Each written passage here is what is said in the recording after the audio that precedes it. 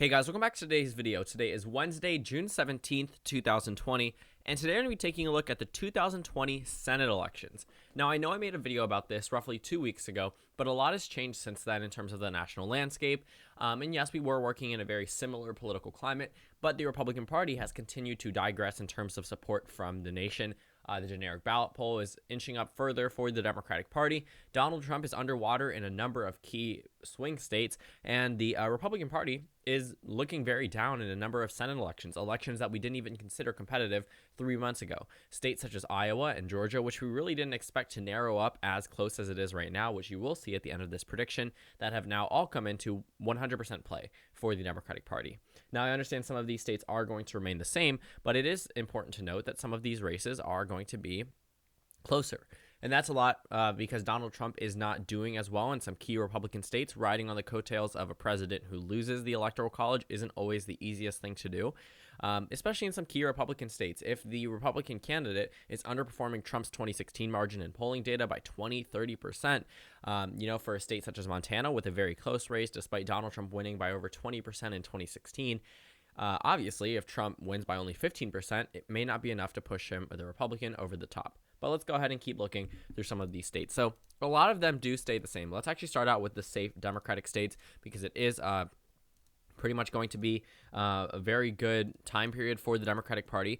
A couple months ago, I had the Republican Party winning the majority almost absolutely. And that's mainly because a number of states have recently narrowed up. A lot of races have become a lot more contentious for the Democratic Party, and they are starting to allocate funds in, I guess you could say, more reasonable areas. So let's go ahead and see. I don't think there's any other safe Democratic states. I think there should be 43. So I know I'm missing one. Oh, the state of Virginia.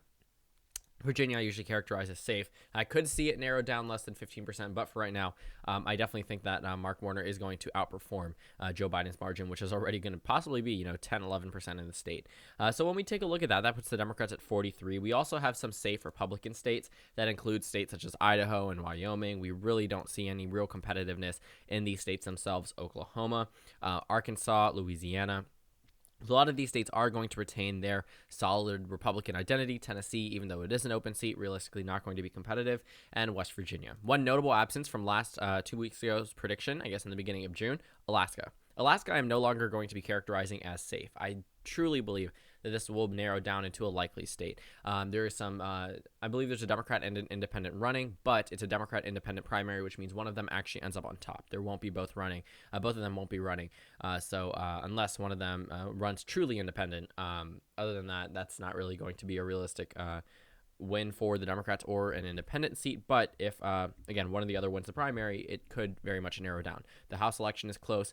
The presidential election actually might be within 15%. In 2016, it was within 15%. So that's not exactly out of the question for 2020. So when we take a look, that puts the Republicans at 39 safe seats, the Democrats at 43. Let's talk about some of these likely states. I'm going to go ahead and say right now Minnesota is absolutely going to be likely. Despite Tina Smith being first elected in 2018, it's a Democratic state. She's a mildly popular senator, despite being at least unknown in 2018, more so known now. She took over for Senator Al Franken, obviously, during, I believe, late 2017.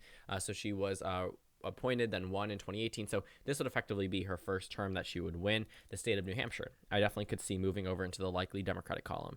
As for Colorado, absolutely going to be a flip in favor of the Democratic Party. The state itself, Cory Gardner, number one, is not a good candidate. Despite John Hickenlooper's, downsides with the civics investigation and everything, ethics, whatever.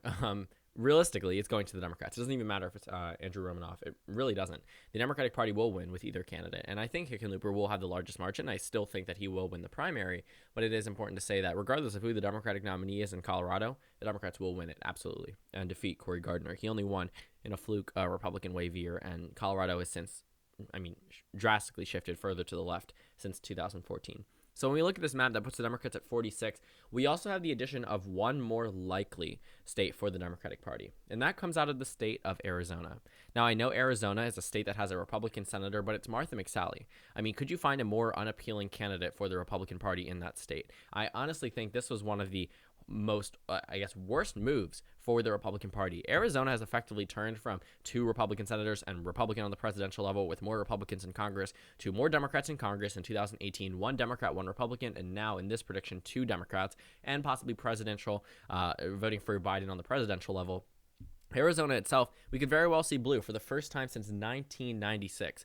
So, again, yes, the Sun Belt itself, the entire actually region of this part of the United States is going to take a turn in favor of the Democratic Party. Not saying every state's going to flip. That's not reasonable whatsoever. But it is important to say that Arizona, actually maybe just the southwest region of the United States itself, has drastically improved for the Democratic Party. That includes states such as Nevada and New Mexico and Colorado and Texas, which is now in play, Arizona. And Arizona, I'm very comfortable. I definitely could see Mark Kelly winning by a larger margin than Biden. Even if Biden loses Arizona by 1%, 2%, Mark Kelly's winning by 5%, 6% in that scenario. He is consistently outperforming him in polling data. And polling data in 2016 was actually favoring the Republicans. Donald Trump underperformed his polling margin. The polling in 2018 favored the Republicans. Martha McSally was ahead, and polling data ended up losing by 3%. That was within the margin of error very narrowly. The margin of error was 4%. She lost by 4%. So when you look at that alone, if the polling data does actually favor the Republican Party, they're in for a lot worse of a beating than what is expected right now. Right now, Joe Biden's polling 5-6 points ahead of Donald Trump in the most recent poll and 4% on average. But in the Senate, 9-10% for Mark Kelly on average, which means if it does underestimate the Republican Party, that could be possibly even a safe seat for the Democratic Party at that point. So Arizona, despite being a flip, it's joining Colorado in its likely Democratic characterization. Now, that's not to say there aren't some likely Republican scenarios. I do think Lindsey Graham is in for a bit of a fight between Jamie Harrison, but I don't think that's necessarily going to flip or even be close to flipping. Mississippi as well. If Mississippi, true to the, most recent poll there, again, don't trust polls that show southern and safe Republican states as super close, but I'm just going to say that if that poll does hold true, that has no implication on the Senate election projection. I really think it's just going to be likely. It's the same candidates that were within an 8-point race in the special election, but Mississippi very well could see, the Democrats coming very close in the Senate election because that Senate performance was drastically outperforming Hillary Clinton's performance in 2016. Hillary Clinton went from 33% in Mississippi to Mike Espy getting 46% in the special election against Cindy Hyde-Smith. So she's up and he's up. They're both running against each other again, so it should be very interesting. Kansas itself, we do need to talk about that. We're going to move away from it. Kentucky, that one is a likely Republican state. I understand the whole Charles Booker and Amy McGrath type primary scenario. Realistically, it doesn't matter who their Democratic nominee is going to be. They're both going to lose, and it's a waste of money for the Democratic Party to focus on it. I understand the implications if Mitch McConnell was to lose, and I understand that it is important for the Democrats to field candidates, strong candidates in every race, regardless if it's winnable or not. But wasting money on fundraising efforts and campaign efforts in states that are pretty solid, and we know how they're probably going to go, even though Mitch McConnell may be very much disapproved of. Kentucky is a safe Republican state, despite what many people might try to think. In 2019, it's important to note that Andy Beshear, despite winning the governor election, he was running against a governor with a 34% approval and only won by less than 1%. Think about that for a second. Someone with 34%, that's roughly Mitch McConnell's margin, but running in an off year where Democrats were pretty angry at President Trump. There wasn't a need for Republican turnout. If they didn't like Governor Bevin, then they wouldn't have turned out to vote, which they didn't. And the Democratic Party ran up turnout. But in a presidential year, you can almost absolutely guarantee Republicans and Democrats will be voting in full force. And that won't benefit, the Democrats in the state with a Cook PVI of Republican plus 19. So it really doesn't matter. So Kentucky goes to the Republican Party. I'm probably going to actually go ahead and move the characterization from Georgia from likely down to lean, but we'll talk about that in just a moment. For Alaska, I'm thinking this one, again, does narrow down to a likely margin. I understand the whole discussion about Alaska being a safe Republican state, but if you actually take a look at the data, unfortunately, they did not poll the Senate election. I was super upset seeing a House poll come out of Alaska and where is the Senate election poll? It's the same district. I mean, Alaska has one district, so it's not like it would cost more money to add another question. I mean, sure, probably would have, but would be a lot more informative to the general public. Maybe it's just because of the candidates running and they don't know who's going to be facing who, but I really would have enjoyed seeing a poll from Alaska. I'm actually going to make an in-depth video on it. I covered all of the general elections, special Senate elections, but once the primaries actually end, probably around September, I'll go ahead and revisit those. But Alaska will be coming up sometime soon. So that puts the Republicans at 43 seats, the Democrats at 47. Let's actually go ahead and dive a little bit deeper into some of these other characterizations. So right now, Alaska goes into the safe Republican column. Now, the rest of these states probably could be considered, at least some of them, tilt or lean, but I'm kind of iffy about my Michigan characterization. I understand that John James necessarily is a strong candidate, but I will say that Gary Peters has since increased his margin in the state. I'm not so comfortable moving it, keeping it in the lean column. I understand some people might think that this race is competitive, but the Republicans are at a very low point nationwide. And just because he's a black candidate on the Republican Party does not mean that voters in Detroit are going to vote for him. That's not really how it works. When we take a look at the partisan composition of a lot of these urban cities, we know how they're going to vote. They're going to vote for the Democratic Party. And if they are outraged, they're not going to see race on a ballot. They're not going to see, what these candidates look like when they're filling out their mail-in ballot and submitting it. So Michigan, I actually do think that Gary Peters could very well outrun Joe Biden's margin, and it's only fair for me to consider Michigan likely if I'm considering Michigan likely on the presidential map as well. So the Democrats are at 48, the Republicans are at 43. That leaves 9 toss-up seats that will divide they will divide, but they will decide the overall power of the Senate control in this country. So we still have some remaining likely Republican states. Alabama. I'm actually moving away from lean to likely. Doug Jones' outspokenness about the Black Lives Matter movement, sure, could very well increase voter support across that county strip that's a Democratic powerhouse in the state of Alabama. But he was also running against a supposed child predator. And, obviously that's not exactly the highest bar. I mean, Doug Jones narrowly won that election, and it was a close race. And now he's entering into 2020, a presidential election year. And I understand a lot of people are very hopeful that he retains that seat, but it's very similar to the composition of a state like Colorado. We probably could see Doug Jones lose by maybe 8-9% at this point. His outspokenness against President Trump and, with the Black Lives Matter movement in general is, while it may increase support amongst black voters, which are already very solid for him, it's going to be very difficult for him to actually win over any more white voters or Republican voters that were a little bit iffy about electing him in 2017, but still did it out of, party or I guess country over party type scenario. But Alabama, I do think, should be moved into the likely Republican column. So that puts the Republicans at 5 likely seats. They have 39 safe seats. The Democrats are at 43 safe seats, and they have 5 likely seats. So we actually have 8 toss-up seats, and it is really surprising. All of these seats have Republican incumbents. None of them have Democratic incumbents. The Democrats have actually increased their 2018 margin by 1 Senate seat, and that comes as a combination of flipping Colorado and Arizona, but losing in Alabama. So you may be surprised to see states like Montana not characterized safe for the Republican Party.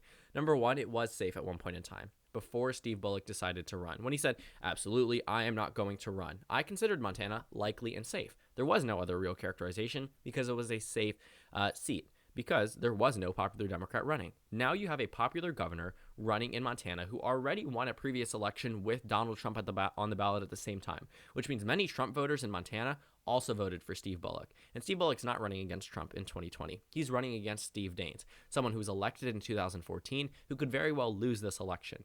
Steve Bullock, being a popular governor, has name recognition. A lot more governors are more well known now because of COVID-19 and a lot of other things than their senators. I mean, a lot of people in Michigan probably know who Gretchen Whitmer is, but not Gary Peters, despite him being on the ballot this year and her being on the ballot 2 years ago. Same thing goes in a number of other states. A lot of people may not know who their senators are, and that's just because, number one, senators don't necessarily directly impact the states themselves. But I do think that a governor's incumbency is a very, very good factor for a Senate candidate, 100%. Governing is different than being sent to Washington. A lot of governors have lost. Phil Bredesen in 2018. But keep in mind, it was Tennessee. Tennessee doesn't really elect Democrats on any type of statewide level. Maybe a state auditor position. Other than that, not really. Montana has a Democratic governor that they re-elected, might I add, in 2016 with, the House election is actually really close right now. The governor election is also close as well. So we could see a Democratic quadfecta, if that's the word for it. A governor's win, a House win, a Senate win, and not a presidential win, a trifecta. I was like, why would I say quad? Because there's not 4. But I'm just saying there are very real possibilities for Democrats in those states. So let's actually go ahead and characterize some of these other remaining states. Kansas, I'm actually going to move away from the likely characterization. The reason why I had it in likely is because Roger Marshall seemed to be changing the tide. Chris Kobach seemed to be not losing the Kansas Republican primary. He was did not seem not to be losing. In the most recent Roger Marshall internal poll, Roger Marshall was up around 10%. And I understand, yes, it's an internal poll. You should be performing very well. But I was going to say that if that trend does continue, and Roger Marshall is the Democratic nominee, the state of Kansas itself, based off polling data, does tilt further in favor of the Republican Party by 2%, but 2% can break it out of that 5% margin. Barbara Bollier doesn't necessarily have too much name recognition. The only reason why she's competitive is because Chris Kobach is now leading again. He is now the front runner once again in Kansas, which is why I'm moving this one down to lean for the Republican Party. Kansas itself really will elect a Republican, if Chris Kobach is not the nominee.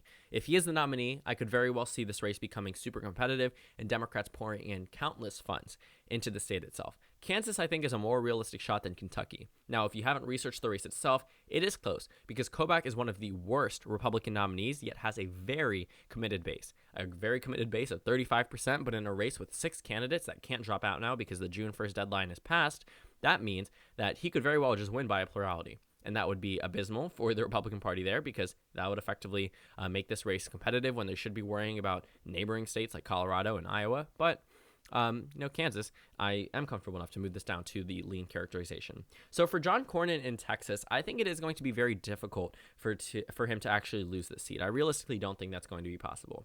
I'm actually probably going to keep this one in the likely Republican column. I understand that a lot of you guys do think that Texas will narrow down, but I definitely see John Cornyn outperforming Donald Trump's 2020 margin. It very well could be a lean state on the presidential level, but I'm comfortable enough characterizing it as likely on the Senate level. Now, we have a number of remaining states. We have Georgia, which has 2 elections. In fact, I'm actually going to flip the characterizations in this race. I'm thinking right now that the Republican Party will perform worse against David Perdue with Jon Ossoff on the ballot than in the Senate special election. Despite Kelly Loeffler being vindicated of her supposed insider trading today by a Republican-led committee, that's not really going to mean much. I really think Doug Collins is probably going to end up on top. But it is possible that the Republican Party does have Kelly Loeffler as their Republican nominee. If that is the scenario, I think both of them are probably going to win by a likely margin. Number one, the ballot is going to be held probably after a Biden victory. You have to take that into account. The primary is held on Election Day, which means that those two candidates will probably face a December runoff. So if that happens, it'll probably be after a Biden presidency, given the current climate that we have right now. Which means that a lot of Republicans will probably be at full force trying to oppose President Biden as he enters into the campaign, as many Democrats did in special elections right after Trump was elected. But for Georgia's regular election, David Perdue seems to be in a close race with Jon Ossoff. Before, I didn't even think that Ossoff would be a realistic candidate. I think that, yes, he was a pipe dream from Georgia's 6th district, that 2017 special election, pretty notable, most expensive House race, whatever. But now he's actually doing pretty well in terms of matchups against David Perdue. And I think with Biden performing just as well, I think that both of them could roughly range around the same margin. While I do think that Biden will lose Georgia on the presidential level, I also think Ossoff will narrowly lose it as well. So that puts the Republicans at 48 and 48. I understand this video is going on for a long time. I apologize for that, but we have a lot to involve, and also we're not just doing a Biden-Trump scenario. These are usually longer because there are 2 candidates per state that's on this map, so a lot to go through. So North Carolina, Iowa, Montana, and Maine, all Republican incumbents, all, at least at one point in time, popular Republican incumbents. Now, not so much in Maine at all. North Carolina, not so much. Iowa, not so much. And Montana, Other than that, the Democratic Party really should be targeting these seats. Well, I think that Sarah Gideon is going to do very well. I think she will only win by a lean margin. I still can't see it going into the likely Democratic column, especially as a state that has elected Susan Collins since the 90s. For a very long time, she's been in Congress, and she's been very popular ever since she's been in Congress. Ever since she's been in the Senate, she has been very, very popular as a candidate. And very popular as a senator from Maine. Only now is she reaching a point where her race is going to be competitive. In 2014, absolutely was not. 30-point margin for her. Now, because of her unpopularity, going from before 2016, the most popular senator in the country, to after 4 years later, being the most unpopular senator in the country. She went from number 1 to number 100 overnight, practically. In the terms of how long she served, overnight. And I think that's going to be a really big impact on Election Day. And Maine seems to be shifting blueward, and I don't even know if that's the right word, but leftward And it's going to benefit the Democratic Party on the House elections in that second district, in the second district in the presidential level, Maine at large, and in the Senate election. So the Democrats are actually now at 49. This means that North Carolina is probably going to move as well. Not because Maine is moving, but with the current trajectory of the country right now, Tom Tillis is probably going to lose to Cal Cunningham. Joe Biden is a very strong candidate on the presidential level. He is performing very well in states such as North Carolina and Florida and Georgia and a number of other races and a number of other states. The Senate Democrats are also funding certain candidates, and Cal Cunningham 100% is going to be a prime target for the Democratic Party in order to push him over the finish line. And I think that Tom Tillis, while running in a presidential election year, will benefit if Donald Trump wins the state. But right now, I don't have him winning the state. And Cal Cunningham, I really think, has a realistic shot at the Senate seat over Tom Tillis. And I'm actually moving it out of tilt into a lean Democratic characterization. The Democratic Party has officially won the majority. This is because I believe that Joe Biden will be elected president and his vice president will break the tie if this is the scenario. But there's no need for that. Montana, I'm comfortable enough to say that Steve Bullock will narrowly win it. I don't think much has changed about the race itself, though Steve Bullock is the incumbent governor again. His popularity is very good for a Democrat in that state. His winning margin in 2016, while close, he ran against Greg Gianforte, who is actually now running on the ballot for governor against his lieutenant governor. So Montana, I still think that Steve Bullock is going to narrowly edge this one out. I understand governing is different than serving in Congress, but Steve Daines, I think that is going to face a very firm opposition from Governor Bullock in the state of Montana. But for Iowa, I'm moving this one out of lean to tilt. Teresa Greenfield is probably going to outperform Biden in Iowa. That's likely just because of the state itself. It's really tied on to Donald Trump for with a very large margin, larger than Obama's margin in either 2008 and 2012. And that poll, I mean, this was called at poll closing time in 2008. So Iowa, I will say, will narrowly go to Joni Ernst. I think she will be narrowly reelected, but definitely will be a contentious race. And to say the least, the Republican Party has since dwindled in terms of their margin from just 2 weeks ago. Yes, the numbers are the exact same, but in each state, a lot of them have narrowed up. In states that recently, 4 months ago, we wouldn't even see us talking about as really competitive for the Democratic Party. David Perdue, Kansas, Joni Ernst, Alaska. I mean, states that were previously safe, or at least likely, have now since moved down to likely, lean, tilt, and possibly even for the Democratic Party, for the case such as Arizona. So that pretty much wraps up this video. I'm very sorry for drawing it as long as I did. There was just a lot to talk about, and I think that everything that I should have said needed to be said. I think that this is a very interesting time period, and I think that the Democratic Party, if they continue down this trend, could very well flip a state such as Iowa and could end up with a larger majority than what they expected to even get close to. And I think that on Election Day, the Republican Party can 100% recover, but it's still going to be very difficult, to say the least, to come back from a deficit such as this, nationwide, in the Senate, House, and presidential election. So again, thank you guys for watching this video. Make sure to comment down suggestions below. Subscribe if you haven't already. Thank you guys so much for 45,000 subscribers. I mean, it's so amazing. Once we hit 50, I don't know what I'm going to do for my subscriber special. If you have an idea, comment it down below because I'm trying to figure out what I'm going to do.